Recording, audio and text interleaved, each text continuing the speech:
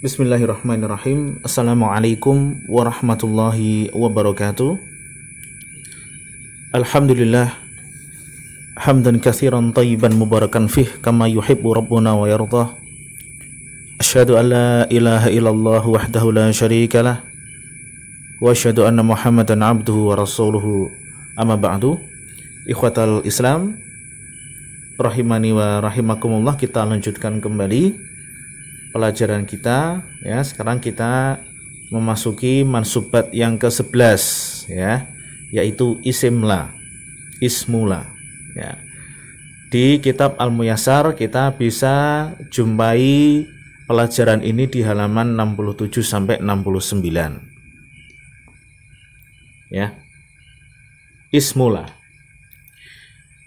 Kita baca kata muallif hafizahullahu ta'ala, amma la fahiya nafiyatun lil jinsi ta'malu amala inna fatansibu al isma wa tarfa'ul khabaro. Amma adapun la ya, pada isim la di sini sama dengan la adalah nafiyatun lil jinsi ya. La yang digunakan untuk penafian jenis, yang dia beramal seperti amalnya inna, menasabkan isim dan merofakkan khobar. Hanya saja ada sedikit perbedaan yang insya Allah akan kita jelaskan pada slide berikutnya ya. Yang dimaksud dengan la an-nafiyah lil jins ya, maksudnya la ini adalah bukan seperti la biasa yang hanya menunjukkan makna penafian, tetapi la an-nafiyah lil jins adalah fungsinya menafikan khobar ya, atau meniadakan khobar dari setiap individu jenis isimnya ya. Untuk mempermudah definisi ini kita lihat contoh yang beliau bawakan. La kadhiba mamduhun, tidak ada pendusta yang terpuji. Nah, pada jumlah ini diawali dengan la an-nafiyah lil jins yang menafikan khobar dari individu atau jenis isimnya. Kita lihat di sini siapakah khobarnya la? Khobarnya la adalah mamduh, terpuji ya. Jadi maksudnya la nafiyah lil jins ini adalah menafikan sifat terpuji dari setiap individu atau jenis pendusta. Nah, ini yang dimaksud dengan la an-nafiyah lil jins. Tidak ada namanya sifat terpuji pada pendusta siapapun dia ya. Apakah orangnya tinggi, apakah orangnya rendah, apakah kaya atau miskin ya, apapun warna kulitnya, bagaimanapun bentuk fisiknya, ini tidak peduli. Yang jelas dinafikan secara totalitas namanya sifat terpuji pada setiap individu pendusta. Contoh yang kedua, la rajula fiddar ya, tidak ada seorang laki-laki pun di dalam rumah. Nah, di sini maksudnya adalah menafikan keberadaan di rumah itu dari setiap individu atau jenis laki-laki. Nggak ada model laki-laki pun, seperti apapun model laki-laki tidak ada di dalam rumah tersebut.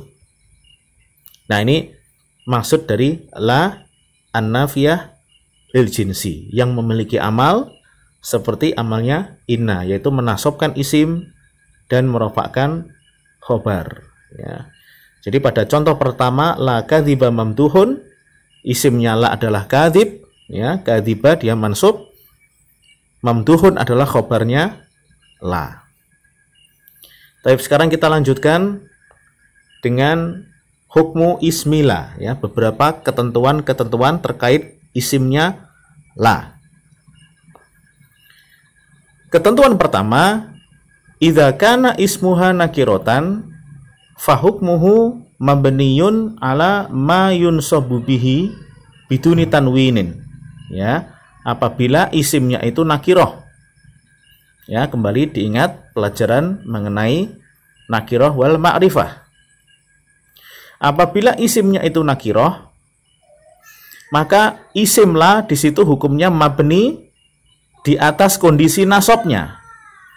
Ya, maksudnya adalah dibentuk nasab kemudian tanwinnya dihilangkan, biduni tanwin. Ya. Idza kana ismuha nakirotan, jika isimnya nakiroh maka hukumnya mabni di atas kondisi nasabnya tanpa tanwin. Contoh, la rajula fiddari, ya, rajul itu nakiroh, ya, tidak ada al di situ. Ketika dia menjadi isimnya la, ya, maka dimansubkan, ya, kalau mansubnya rajul itu rajulan, tetapi dimabnikan, ya, dalam artian tanwinnya tidak ditulis, ya. La rajula fiddari, ya, khobarnya adalah fiddari.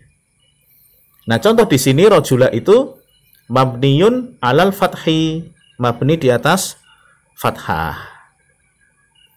Contoh kedua, la mukhlisaini yuttahamani, ya, tidak ada dua orang yang tulus, yuttahaman yang tertuduh.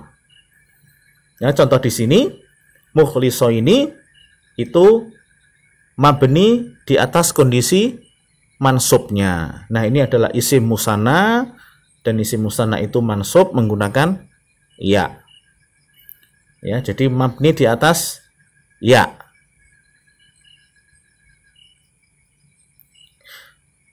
Terus contoh yang ketiga, la kadzibati mahbubatun, ya, tidak ada wanita-wanita pendusta yang disukai. Nah, pada contoh ini disebutkan ada isim la itu adalah jamak mu'anas salim, mu'anas salim, ya, jamak mu'anas salim. Nah, di sini i'rabnya adalah mabni di atas kasroh, ya. Ya, jamak mu'anas salim ini mabninya kadzibatin, ya, tandanya adalah dengan menggunakan tanwin kasroh karena tidak ada al. Nah, begitu masuklah an-nafiyah lil jinsi, statusnya dimabnikan atas kondisi mansub tadi dan tanwinnya dihilangkan, jadilah la kadzibati mahbubatun, ya, tidak ada wanita-wanita pendusta yang disukai. Nah, ini ketentuan pertama, ya, apabila isimnya itu adalah nakiroh. Bagaimana hukumnya? Hukumnya mabni di atas kondisi mansubnya, ya, dalam artian kalau ada tanwin tidak ditulis. Tapi sekarang kita lanjut kondisi yang kedua. Idza kana ismuha nakirotan wa kanat la mukarraratan jasa fihi bina'ul ismaini wa raf'uhuma. Idza apabila kana ismuha isimnya la itu nakirotan, nakiroh, ya, sama dengan kondisi pertama. Wa kanat la mukarraratan. Nah, ini yang membedakan dengan kondisi pertama, dan adalah la nafiyah lil jinsi itu tadi mukarrarah, diulang, ya, diulang lebih dari satu kali. Maka bagaimanakah hukum isim la tersebut? Jaza fihi, boleh di dalamnya bina'ul ismain, memabnikan dua isim yang diulang tadi, dan boleh pula raf'uhuma, dirofakkan. Contoh untuk pilihan yang pertama, apabila dimabnikan di atas kondisi nasab pada kedua isim la, apabila lanya diulang dua kali, ya, dalam hal ini adalah la haula wala quwwata illa billah, tidak ada daya dan kekuatan melainkan dari Allah. Nah, di sini isim lanya haula, ya, haula ini nakirah karena tidak ada al. Kemudian diulang lanya dua kali, la haula wala quwwata. Maka haul dan quwwah di sini pilihan pertama adalah boleh mabni di atas kondisi mansubnya, yaitu ditulis fathah tanpa tanwin, la haula wala quwwata illa billah. Ini opsi pertama. Opsi kedua yaitu dengan merofakkan kedua isimnya, ya, dan dirofakkan di sini plus tanwinnya juga ditulis karena posisinya bukanlah mabni tapi dirofakkan. Jadinya pilihan kedua ini dibaca la haulun wala quwwatun illa billah. Tidak ada daya dan kekuatan kecuali dari Allah. Ya, dua-duanya boleh digunakan, baik dimabnikan di atas kondisi nasabnya tanpa tanwin maupun dirofakkan. Taib, ini aturan yang kedua ya, apabila isimnya nakirah dan la-nya diulang. Terus kita lanjut aturan yang ketiga. Idza kana ismuha ma'rifatan wajaba ar-raf'u wa wajaba tikraru la. Apabila isimnya la itu ma'rifah, maka isimnya itu wajib rofa. Ya, dan pasti bentuknya adalah la-nya diulang. Kalau isimnya ma'rifah. Contohnya la zauju fil baiti wa la zaujatu. Tidak ada suami di rumah maupun istri. Ya, maka di sini isimnya la yang pertama adalah az-zauj, ya. Dia posisinya ma'rifah. Kenapa? Karena ada alif lam sebelum zauj. Maka wajib dirofa dalam hal ini, dan rofaknya menggunakan dhammah karena dia adalah isim mufrad. La zauju, ya. Dan karena isimnya itu al, ada alnya atau ma'rifah, maka modelnya pasti la-nya didobel, ya. La zauja fil baiti wala la zauju fil baiti wala az-zaujatu. Nah, ini kondisi yang ketiga ya, isimnya ma'rifah, maka la-nya harus diulang dan isimnya la tersebut dirofakkan. Baik, sekarang kita melanjutkan ke yang keempat. Aturan keempat, idza kana ismuha munfasilan anha wajaba ar-raf'u wa wajaba tikraruha. Apabila isimnya itu munfasilan, terpisah, anha, dari la. Ya, dalam artian setelah la itu tidak langsung disusul dengan isimnya, akan tetapi diselang dengan kata lain. Maka bagaimanakah hukumnya? Wajaba ar-raf'u, isim tersebut wajib dirofakkan, dan demikian pula wajaba tikraruha, dan la-nya juga harus diulang. Ya. Jadi isimnya dirofakkan dan la-nya diulang. Contohnya la fil baiti rajulun wala imra'atun. Ya. Setelah la nafiyah lil jins, isimnya itu adalah rojul. Tetapi antara la dan kata rojul dipisahkan fil baiti, yang merupakan khobarnya. Maka dalam hal ini rojulnya wajib dirofakkan dan la-nya juga harus diulang. La fil baiti rojulun wala imra'atun. Nah, ini aturan yang keempat ya. Apabila isimnya itu terpisah dari la, maka wajib rofak dan la-nya diulang. Nah, ini sekedar mengulas kembali dari yang awal tadi ya. Isim la itu ada dua macam, ada yang mabni di atas kondisi nasab, ada juga yang mu'rob ya. Yang mabni di atas kondisi nasab, contoh-contoh yang sudah dibahas sebelumnya ya, contohnya mabni di atas fathah, la tilmidha hadirun, tidak ada murid yang datang. La kadzibaini yusaddiqani, tidak ada dua pendusta yang dibenarkan. Dan ini contoh untuk mabni di atas ya, isimnya dari jenis isim musanna. Contoh ketiga yang mabni juga di atas ya adalah la zalimina mahbubuna ya. Ini contohnya adalah jamak mudzakkar salim. Tidak ada orang-orang zalim itu disukai. Dan yang keempat yang mabni di atas kasrah, contohnya adalah la mujtahidati madmumatun ya. Tidak ada perempuan yang sungguh-sungguh, itu yang madmumatun, yang tercela. Nah, di sana ada juga isim la itu yang statusnya mu'rob. Ya, isim la-nya mu'rob. Kapan itu? Yaitu yang pertama apabila isim la-nya itu mudhof. ya.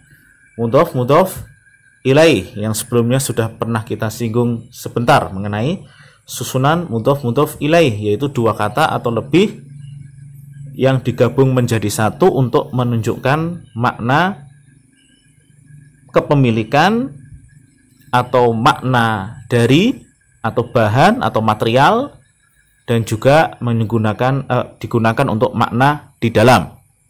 Ya. Contohnya adalah di sini la sahiba ilmin madmumun. Ya, tidak ada pemilik ilmu madmumun yang tercela. Nah, sahiba ilmin ini contohnya sedikit berbeda dengan sebelumnya. Kalau sebelumnya itu cuma satu kata saja, ya. Jadi kalau isimnya la itu terdiri dari satu kata, pasti dia adalah kondisinya yang di samping itu yang mabni. Tapi kalau dua kata seperti ini dalam bentuk mudhof ilaih, maka mudhofnya itu di-i'rab dengan nasab, ya, di-i'rab dengan nasab. Sedangkan ilminnya karena mudhof ilaih di-i'rab dengan apa? Dengan majrur. La sahiba ilmin madmumun, tidak ada pemilik ilmu yang tercela. Nah, ini contoh pertama. Contoh kedua, la syahida zurin mardiyun anhu. Tidak ada syahida zur, ya, saksi palsu, orang yang memberikan persaksian palsu, mardiyun anhu, yang diridhoi. Nah, di sini contohnya isim la adalah syahida zurin, ya, memberi saksi palsu yang bentuknya adalah mudhof ilaih. Ketika dia menjadi isim la, maka syahid yang merupakan mudhofnya di-i'rab dengan mansub. Sedangkan zurin adalah majrur sebagai mudhof ilaih. Taib yang kedua, jenis isim la yang di-i'rab adalah yang berupa idza kana syabihan bil mudhof.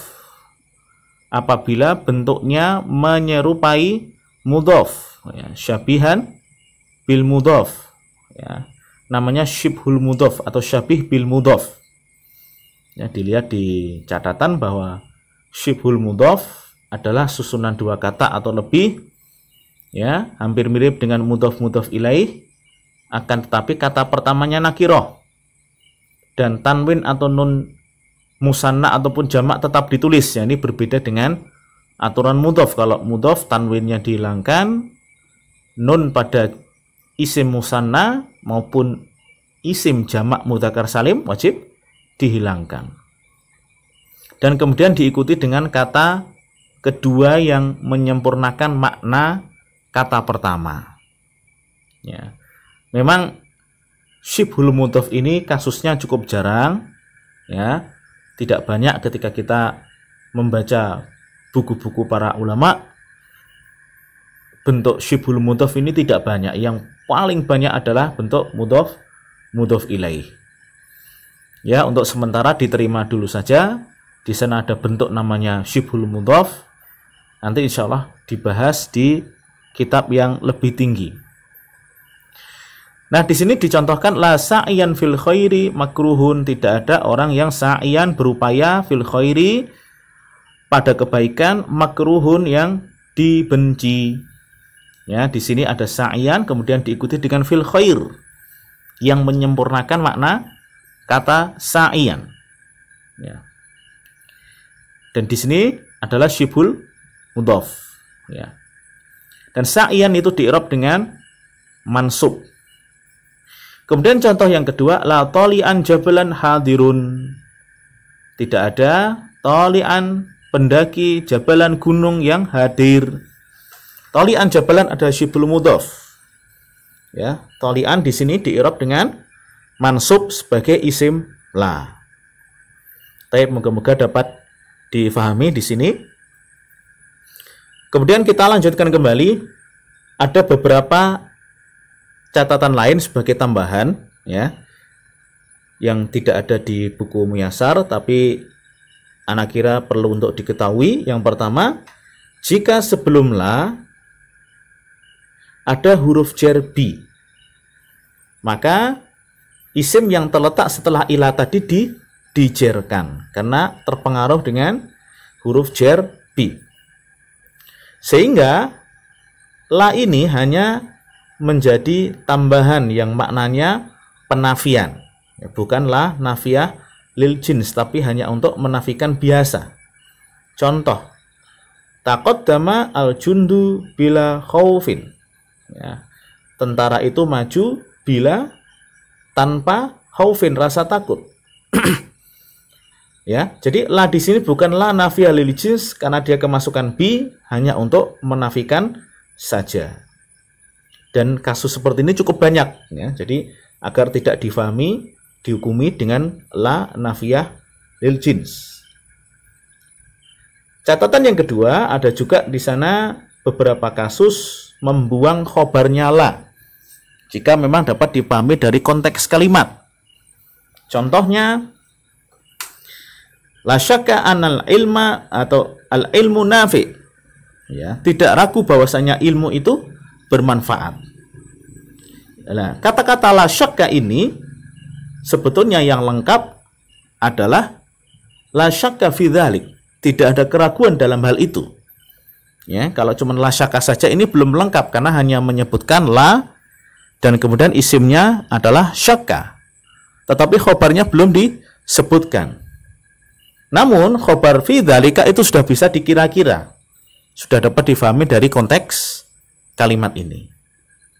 Nah, itu dua catatan yang perlu untuk kita perhatikan. Nah, berikutnya, satu hal yang penting juga adalah karena kita sekarang sudah belajar isim la, ya, hukum la nafiyah lil jins, dan sebelumnya kita sudah belajar tentang mustasna. Nah, kombinasi dari persoalan la nafiyah lil jins dan juga mustasna ini, contohnya bisa kita lihat pada kalimat tauhid la ilaha illallah.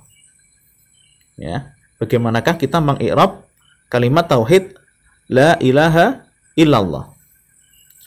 Nah, dan kembali untuk mengetahui i'rabnya isim la maupun mustasna setelah ilah, kita harus memahami betul dari aturan la nafiyah lil jins dan juga mustasna. Taib ya, sekarang kita lihat. La ilaha, sesuai dengan pelajaran ini, ilah adalah isimnya la. Dia dimabnikan di atas kondisi nasabnya, ya, yaitu menggunakan fathah. La ilaha. Kemudian bagaimanakah i'rabnya lafdzul jalalah Allah setelah ilah? Nah, ini kita harus melihat untuk dapat mengi'rab mustasna dengan ilah, kita harus melihat jumlah sebelum ilah, yaitu la ilaha. Jumlah ini apakah lengkap? Kita lihat. Yang ada adalah la nafiyah lil jins, dan la nafiyah lil jins itu seperti ina perlu isim dan perlu khobar. Yang ada adalah lanya, kemudian isim lanya yaitu ilah. Lalu mana khobarnya? Khobarnya tidak ada di situ.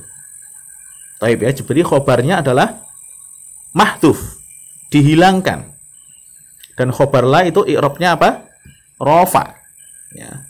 Ingat, la itu seperti inna, menasobkan isim dan merofakkan khobar. Khobarnya rofa. Maka dari sini kita bisa melihat bahwa jumlah sebelum ilah itu kehilangan khobar la yang i'rabnya adalah rofa. Maka bagaimanakah dalam hal ini lafdzul jalalah Allah? Maka lafdzul jalalah Allah mengikuti i'rab dari komponen jumlah yang hilang, ya, yaitu adalah khobarnya la yang i'rabnya adalah rofa, sehingga lafdzul jalalah Allah itu di-i'rab dengan rofa dan tanda rofanya dengan dhammah.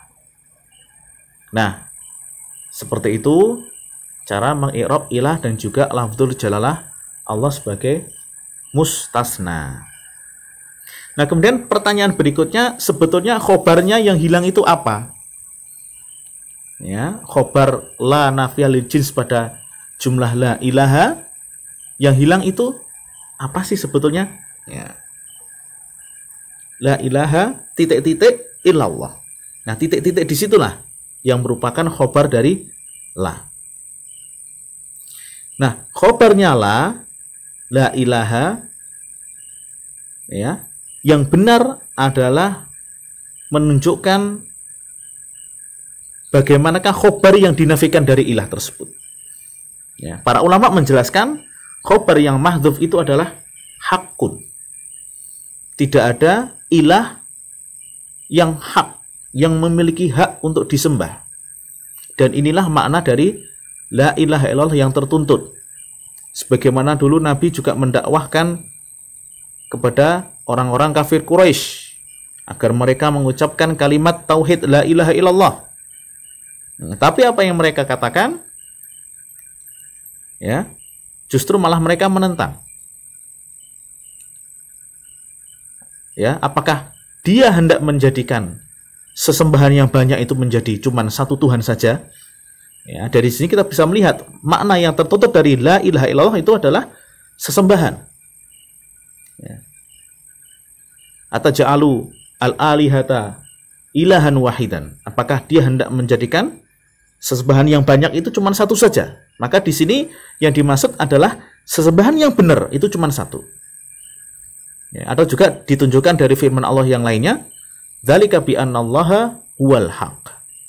Yang demikian itu karena Allah lah yang al-haq. Wa anna ma yad'una min dunihi huwal batil. Dan ilah-ilah lain yang mereka sembah selain Allah itu adalah ilah yang batil, bukan ilah yang hak. Mereka memang sesembahan, akan tetapi sesembahan yang tidak benar, yang tidak hak. Nah, inilah pemaknaan yang benar dari kalimat tauhid la ilaha illallah. Tidak ada yang berhak diibadahi atau tidak ada ilah yang berhak untuk disembah kecuali Allah. Makanya sebagian ulama menafsirkan la ma'buda bihaqqin, tidak ada sesembahan yang hak kecuali Allah. Ya, bukan maknanya adalah tidak ada yang menciptakan, tidak ada yang mengatur. Ya, memang itu betul, tetapi yang tertuntut dari la ilaha illallah adalah sesembahan kita cuma satu. Sebab orang kafir Quraisy mereka juga beribadah kepada Allah dan mereka juga yakin bahwasanya Allah yang menciptakan mereka. Ya, sebagaimana mereka pada saat haji juga beribadah kepada Allah. Mereka mengenal Allah. Akan tetapi di samping mereka beribadah kepada Allah, mereka juga beribadah kepada ilah-ilah yang lain. Dan inilah yang dinafikan. Ilah itu yang hak cuma satu. Yang lain itu tidak memiliki hak peribadatan. Baik, ini satu hal yang penting untuk kita ketahui terkait dengan i'rab kalimat tauhid la ilaha illallah, ya. Berikutnya silakan dikerjakan PR-nya di halaman 69. Ada 5 soal, ya. Nanti setelah selesai difoto dan dikirimkan ke saya. Baik, demikian yang bisa kita sampaikan. Subhanakallahumma wa bihamdika asyhadu an la ilaha illa anta astaghfiruka wa atubu ilaik. Assalamualaikum warahmatullahi wabarakatuh.